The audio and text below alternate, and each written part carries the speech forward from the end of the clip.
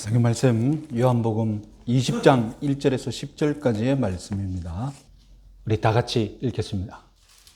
안식 후 첫날 일찍이 아직 어두울 때에 막달라 마리아가 무덤에 와서 돌이 무덤에서 옮겨진 것을 보고 시몬 베드로와 예수께서 사랑하시던 그 다른 제자에게 달려가서 말하되 사람들이 주님을 무덤에서 가져다가 어디 두었는지 우리가 알지 못하겠다 하니 베드로와 그 다른 제자가 나가서 무덤으로 갈새 둘이 같이 다름질하더니 그 다른 제자가 베드로보다 더 빨리 달려가서 먼저 무덤에 이르러 구부려 세마포 놓인 것을 보았으나 들어가지는 아니하였더니 시몬 베드로는 따라와서 무덤에 들어가 보니 세마포가 놓였고 또 머리를 쌌던 수건은 함께 놓이지 않고 딴 곳에 쌌던 대로 놓여 있더라.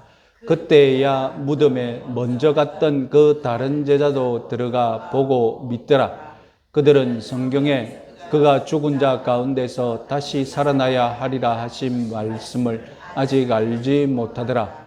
이에 두 제자가 자기들의 집으로 돌아가니라. 아멘. 예수님의 생애를 증언하는 복음서들은 공통적으로 예수님의 부활을 빠뜨리지 않고 있습니다.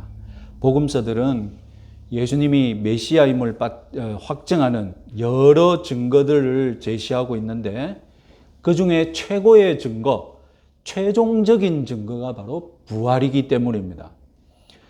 자, 사복음서가 공통적으로 제시하는 부활의 증거 두 가지입니다. 예수님의 시신을 안치했던 무덤이 비어 있었다는 것, 그리고 부활한 예수님을 목격한 증인들이 있었다는 것.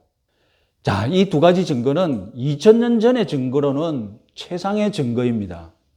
그러나 오늘날 21세기의 눈높이에서는 다소 증거로서는 아쉬운 점이 있죠.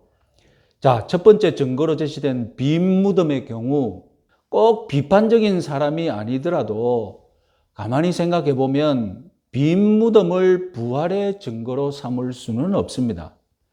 왜냐하면 다양한 이유로 무덤은 비어 있을 수 있기 때문입니다. 파묘될 수 있잖아요. 그죠? 요즘 파묘 인기 있지만 다양한 이유로 무덤이 비어 있을 수 있는 거예요. 무작정 빈 무덤이 부활의 증거가 된다면 그러면 부활한 사람 많죠.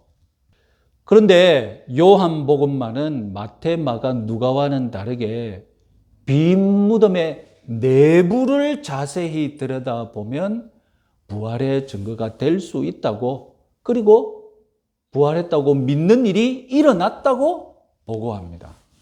자, 우리는 요한의 안내를 따라서 단지 빈 무덤이 아니라 단지 무덤이 비어 있다는 사실보다 비어있는 그 무덤의 내부가 어떻게 되었길래 보고 믿는 일이 일어났는지 한번 주목해 보도록 하겠습니다. 자, 막달라 마리아가 무덤을 찾아왔을 때 돌문이 옮겨져 있었습니다. 그런데 그 이후 사복음서의 기록에는 조금 차이가 있습니다. 자, 표를 보시다시피 빈 무덤의 이야기는 크게 세 부분으로 나눠집니다. 여인이 천사와 대한 부분은 요한복음에는 그 이야기가 없습니다. 그리고 여자가 달려가서 제자들에게 알리는 부분, 이거는 사복음서 모두 있습니다. 그리고 그 얘기를 듣고 다시 제자들이 무덤을 방문하는 부분, 이것은 마태, 마가에는 없고 누가와 요한에는 있습니다. 자, 누가복음 24장 11절 12절 같이 한번 읽어보겠습니다. 사도들은 그들의 말이 허탄한 듯이 들려 믿지 아니하나 베드로는 일어나 무덤에 달려가서 구부려 들여다보니 세마포만 보이는지라 그 된 일을 놀랍게 여기며 집으로 돌아가니라.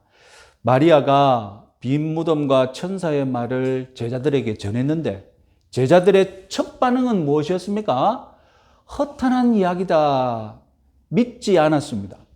그런데 혹시나 하는 마음으로 베드로는 빈 무덤을 방문했다는 것입니다. 이것이 누가복음의 이야기입니다. 요한복음이 이 부활 이야기에서 주목하는 것은 다름 아니라 제자들이 무덤을 방문한 부분을 집중 조명하는 겁니다. 천사와의 만남은 생략해버렸습니다. 제자들의 반응을 풀어가는데 천사들이 나타났다. 이거 아무런 의미가 없다고 생각한 겁니다. 만약에 제자들 중에 누군가 천사가 나타나서 내가 그 얘기를 들었다는 것을 제자들 중에 믿었다면 이 이야기가 의미가 있겠는데 아무도 믿지 않았거든요. 그래서 이 이야기는 생략해도 문맥에 부자연스러운 부분이 없습니다. 그리고 요한복음이 진짜로 주목하고 들려주고 싶은 부분 다름 아니라 제자들이 빈 무덤을 방문해서 그 무덤 안을 어떻게 되었는지 보았다는 것을 들려주고 싶은 것입니다. 빈 무덤을 보고 나서 믿음을 가진 제자가 생겼다는 겁니다. 누가는 방문한 제자가 베드로 혼자인 것처럼 기록했지만 요한은 좀 더 정확하게 2명의 제자가 방문했다고 보고합니다. 자, 이런 큰 관점을 가지고 본격적으로 요한의 빈 무덤 이야기를 자세히 들려드리겠습니다. 자, 2절에서 마리아는 예수님의 무덤이 토굴 당한 것 같다 이렇게 말했고 3절에 의하면 베드로와 예수께서 사랑하시던 다른 제자, 즉 사도 요한이 빈 무덤을 확인하러 달려왔습니다. 4절에 의하면 같이 달렸습니다. 출발은 베드로와 요한이 같이 달렸습니다. 그런데 요한이 베드로보다 먼저 도착했습니다. 왜 그럴까요? 요한이 먼저 도착했어요. 왜 그럴까요? 더 젊어서 아마도 다 자연스럽게 더 젊어서 더 빨리 달렸겠죠? 무덤에 도착해서는 이제 자기 성격대로 행동합니다. 사도 요한은 5절에서 먼저 도착했지만은 무덤 안으로 들어가지 않습니다. 먼저 무덤 밖에서 무덤 속을 살펴보고 그리고 천천히 무덤 안으로 들어갑니다. 이에 반해 6절에서 뒤늦게 도착했던 베드로는 어떻게 했습니까? 베드로는 도착하자마자 거침없이 무덤 안으로 뛰어 들어갑니다. 그 방황 아시겠죠? 사도 요한은 이렇게 하고 있는데 뒤에서 쌩 오더니 그냥 막 문 열려있는 문으로 팡 하고 들어가 버리는 거예요. 7절에서 요한은 무덤 안으로 들어와서 무덤 안의 상황을 관찰합니다. 다른 복음서는 무덤 내부의 정황을 기록하지 않습니다. 그런 기록이 없습니다. 하지만 요한은 무덤 속을 직접 목격한 목격자였습니다. 그래서 목격한 대로 무덤 내부의 정황을 유일하게 상세하게 증언할 수 있었던 겁니다. 오늘 본문은 부활 직후 무덤 내부가 어떻게 되었는지를 알 수 있는 유일한 본문, 전무후무한 가치를 지닌 말씀입니다. 요한은 이 자기 글을 읽는 독자들이 머릿속에서 그림을 그릴 수 있도록 설명하고자 합니다. 아, 빈 무덤의 내부 상황이 이렇구나 하고 무덤 내부의 모습을 떠올리게 하고 싶었습니다. 그런데 오늘날 우리는 안타깝게도 요한이 무엇을 말하는지 공감할 수가 없습니다. 왜냐하면 무덤 문화, 매장 문화가 완전히 다르기 때문이죠. 우리가 생각하는 매장 문화가 있는데. 그래서 오늘날 우리는 사도 요한의 기록을 공감하려면 그들의 장례 문화를 먼저 잘 알아야 합니다. 2000년 전 유대 장례 절차, 제가 한번 가끔씩 말씀드린 적이 있는데 다시 한번 잘 떠올려 보십시오. 한국에는 흙이 많은 산이 흔합니다. 그래서 산 중턱에 흙 속에 매장을 하죠. 그러나 팔레스타인에는 무엇이 흔하겠습니까? 돌산이 흔합니다. 그래서 돌을 파서 동굴을 만들어서 그 안에 시신을 안치합니다.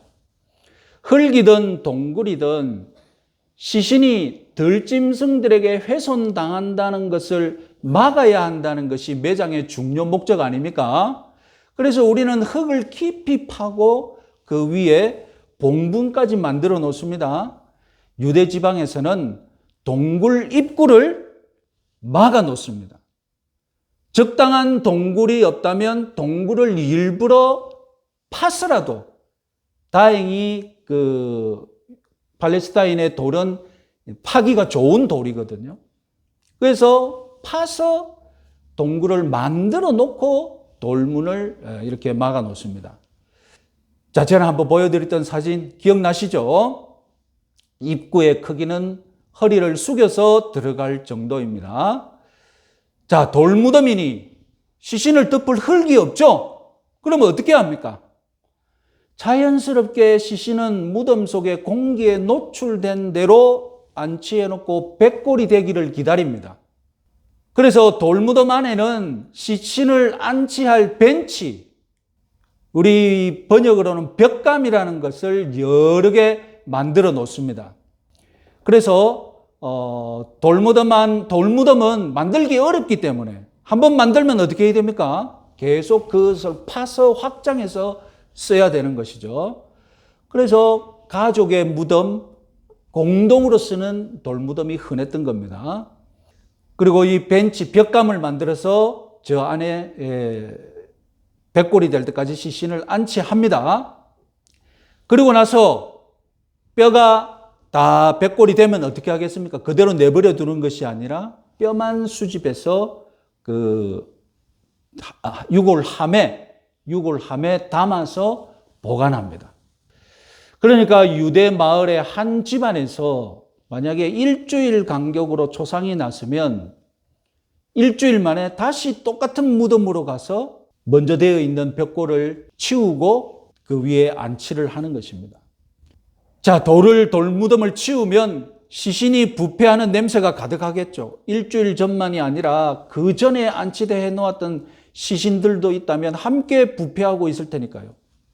예를 들어서 예수님이 나사로의 무덤에서 돌문을 열라고 했을 때 마르다가 첫 번째 한 말이 무엇이겠습니까? 요한복음 11장 39절 같이 한번 읽어보겠습니다.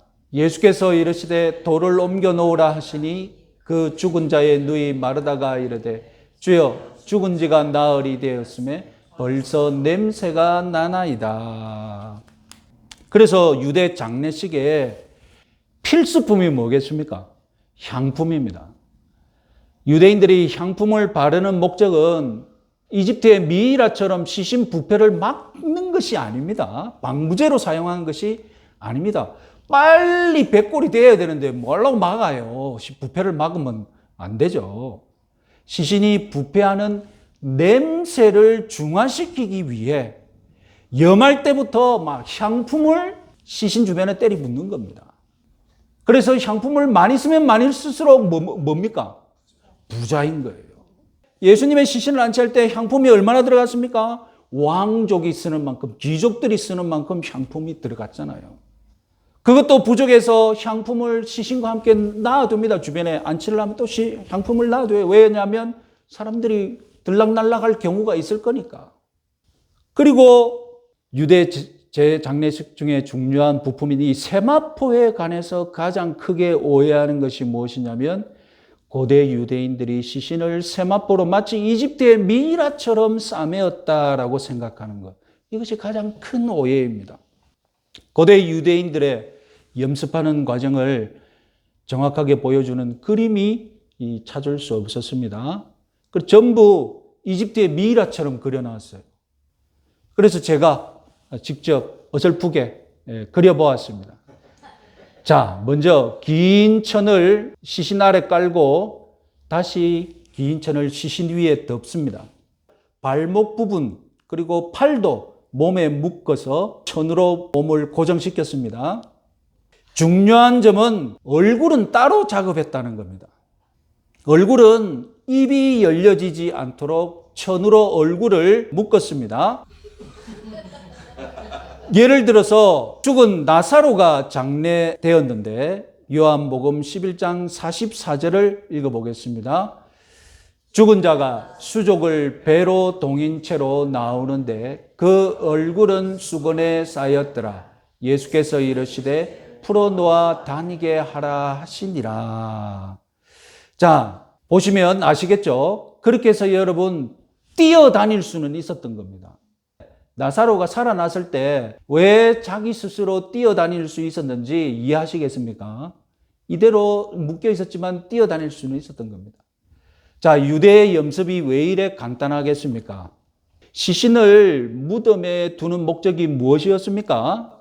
그냥 백골로 만들기 위한 절차에 지나지 않습니다.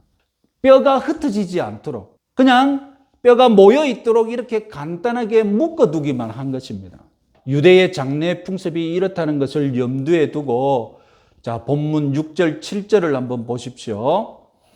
핵심은 예수의 몸을 쌌던 세마포와 예수님의 머리를 쌌던 수건이 어떻게 되어 있었는가입니다. 자, 먼저 6절 세마포가 놓였고라고 하는데, 이 놓였고의 헬라어는 질서정연하게 가전이 놓여있던 상태를 의미합니다.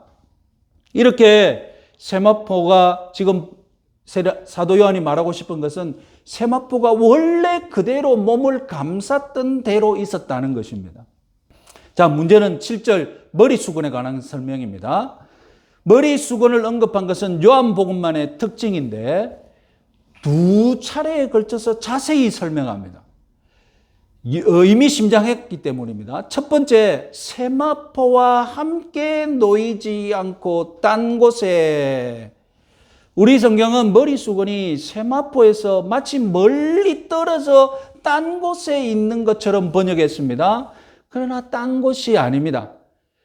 분리되어 떨어져서라고 번역해야 합니다. 원래 머리 수건과 세마포는 아까 보았듯이 연결된 하나의 천이 아니었죠. 몸을 덮는 수건이 따로 있었고 머리를 덮는 머리 수건이 따로 있었습니다. 따로 그대로 떨어져 있었다는 겁니다.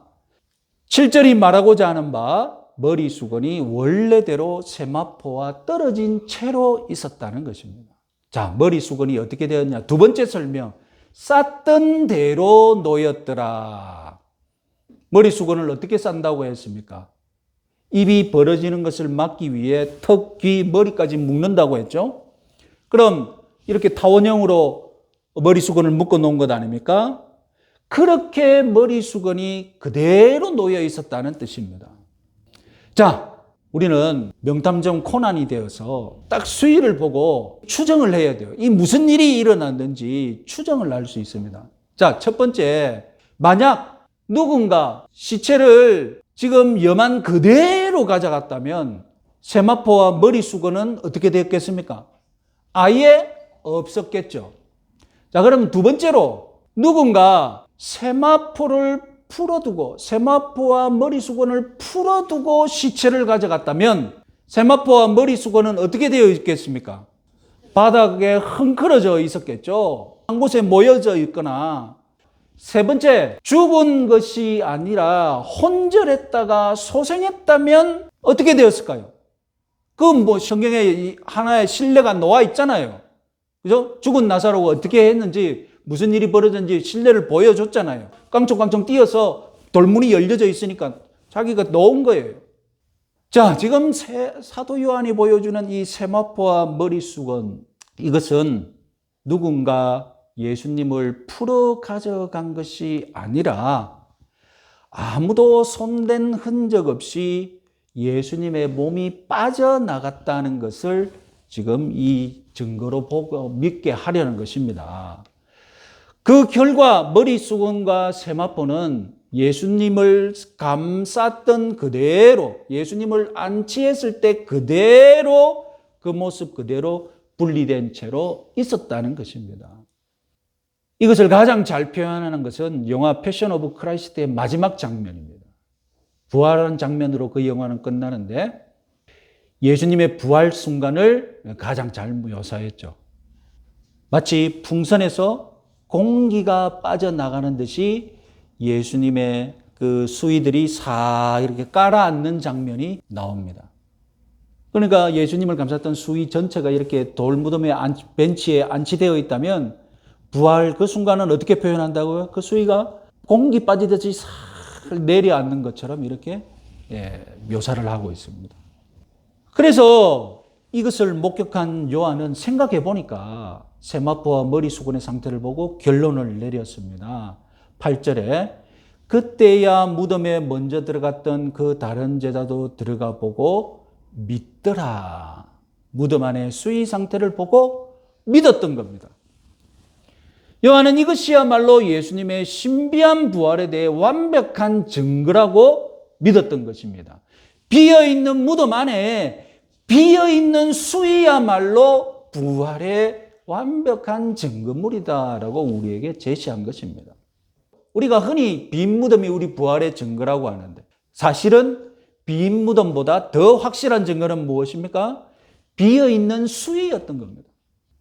그래서 오늘 설교 제목이 무엇입니까? 빈 무덤 안에 빈 수이입니다. 이것이야말로 부활의 완벽한 증거인 줄 여러분 기억하시기 바랍니다. 예수님 당시에 메시아를 자처하는 이들이 많았습니다. 그런 가짜 메시아를 믿는 사람들도 많았습니다. 가짜 메시아와 진짜 메시아의 차이가 무엇입니까? 똑같이 죽었지만 그러나 진짜 메시아는 부활하심으로 자신이 진짜 메시아임을 입증하신 것입니다.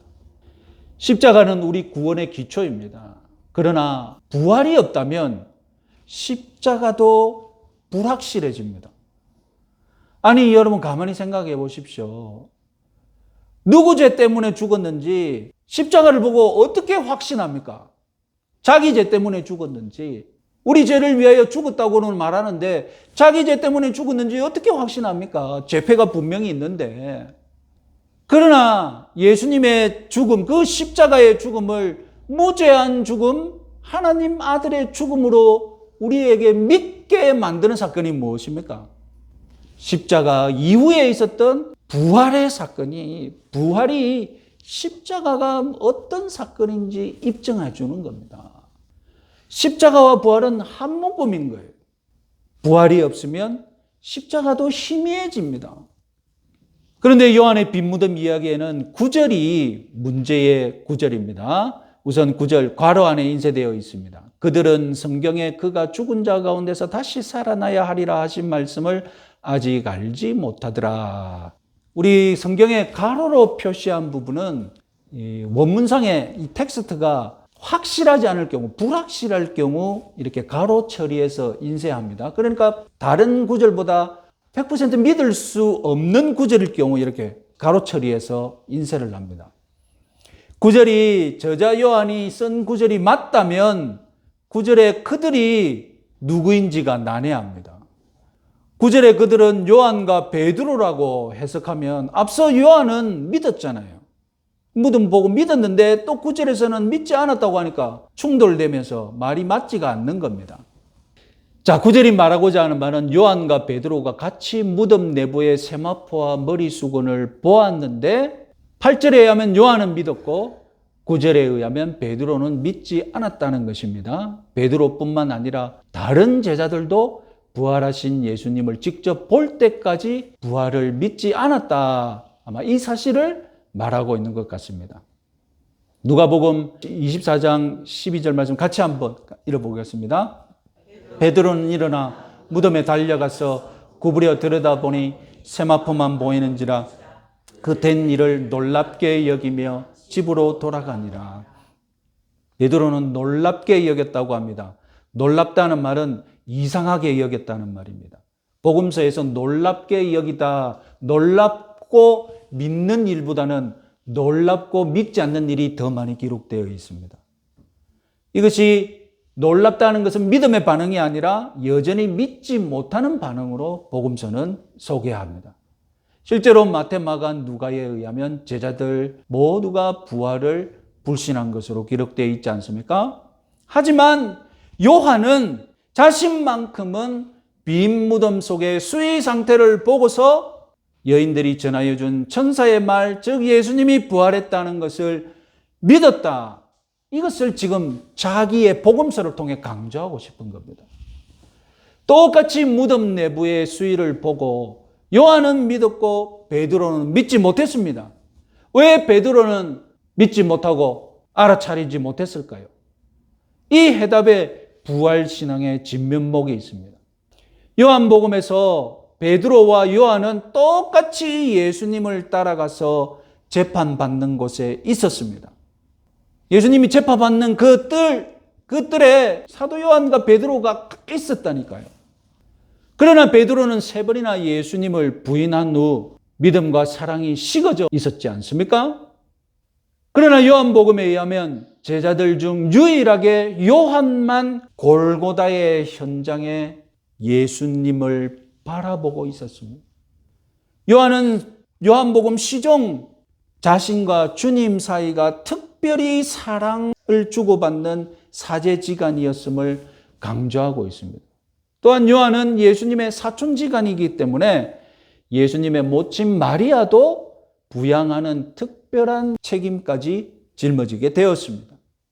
그런 점에도 베드로와 요한이 무덤으로 뛰어갔던 이야기, 가만히 보면 물론 젊어서 어리기 때문에, 사도 요한이 어리기 때문에 빨리 뛰어갔겠지만 당시 베드로와 사도 요한의 예수님을 향한 태도가 결정지었지 않았을까?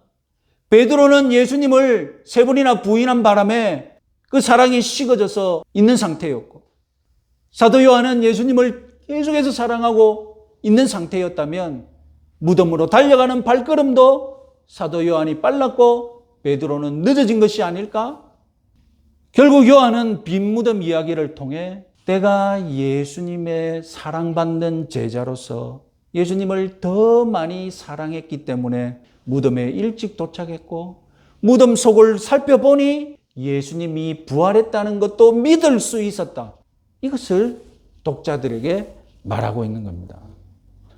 예수님을 더 많이 사랑했기에 요한은 골고다의 현장까지 유일하게 함께 따라갔었고, 예수님을 누구보다 더 사랑했기에 예수님의 무덤에도 더 빨리 도착했고, 예수님을 가장 많이 사랑했기에 빈 무덤 속에 빈 수의를 보고 아, 예수님이 살아나셨구나, 제일 먼저 믿었다는 겁니다. 주님을 사랑하는 제자는 부활을 이토록 쉽게 믿을 수 있다는 겁니다. 그러나 주님을 사랑하지 않으면 부활이 역사적 사실임을 아무리 설명해줘도 믿기 힘들다는 것입니다. 부활신앙은 이런 특징이 있다는 것입니다. 부활은 십자가를 믿는 사람이 믿을 수 있습니다. 십자가를 거쳐야 빈 무덤을 볼 수 있지, 십자가를 거치지 않은 사람은 빈 무덤을 보여줘도 믿지 않습니다. 이 모든 과정에서 사랑이 있어야 이 모든 것을 사실로 받아들일 수 있다는 것입니다. 십자가를 믿는 사람, 주님을 사랑하는 사람입니다. 십자가는 사랑의 십자가이기 때문입니다. 십자가는 내가 하나님의 사랑을 받는 특별한 존재임을 믿는 것 아닙니까? 누구의 사랑도 받을 수 없는 죄인을 하나님이 사랑하신다는 것을 십자가가 깨우쳐 줍니다. 그래서 십자가에서 받는 사랑을 누리고 있는 사람은 빈 무덤을 보면 부활마저도 믿고 확신하고 감사할 수 있게 되는 것입니다. 이 사랑이라는 에너지가 긍정적으로 사용되면 사랑만큼 이 세상에서 강력한 에너지는 없습니다. 우리도 예수님을 더 많이 사랑하면 예수님을 더 많이 알 수 있고 더 많이 믿을 수 있는 제자가 될 수 있습니다.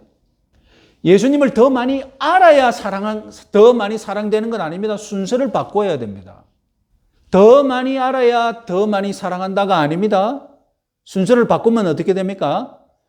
더 많이 사랑하면 더 많이 알게 됩니다. 그래서 믿지 않는 사람들은 순서를 바꾸죠. 내가 예수님을 제대로 알면 믿겠다. 그러나 예수님을 사랑하는 사람이 예수님을 제대로 믿을 수 있습니다.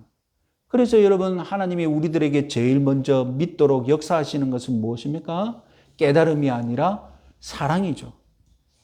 사랑을 느끼고 사랑에 굴복하고 사랑에 항복하는 역사를 먼저 일으킨, 우리 인생에 먼저 일으키는 것입니다.